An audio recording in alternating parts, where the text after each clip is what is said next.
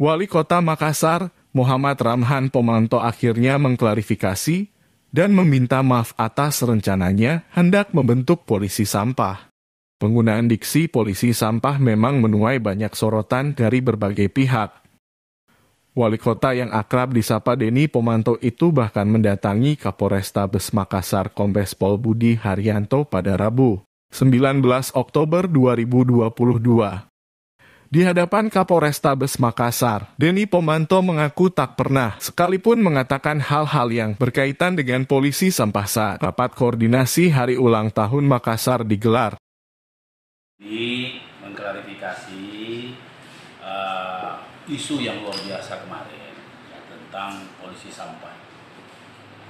Yang kedua, saya sudah mengirim data tentang waktu kondisi rapat kemarin.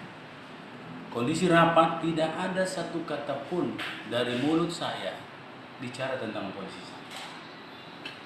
Nanti rekamannya bisa dibuka lah, tidak ada masalah. Nah, memang waktu doorstop ada yang menanyakan ke saya, Pak Wali, bagaimana polisi sampah tak? Saya kaget dengan ada kata-kata tulis sampah itu dan saya mengulangi memang polisi sampah. Jadi saya mengulangi, saya bilang begini, saya mau bikin tim 153 kelurahan. Tidak lain adalah untuk penegakan ketertiban sampah supaya orang disiplin sampah.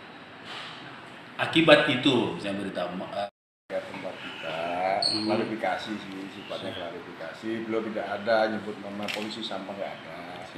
Hanya sempat ada pertanyaan dari wartawan bagaimana polisi sampah. Pak Wali sempat kaget, akhirnya sempat mengulang polisi sampah, sempat terucap dari beliau, tapi tidak ada maksud menyampaikan bahwa polisi sampah nggak ada. Dan secara pribadi beliau menyampaikan permohonan maaf kepada institusi, termasuk juga kepada Pak Kapolda dan kami pribadi. Ada imbasnya enggak, Bang, ke jajaran? Nggak ada lah.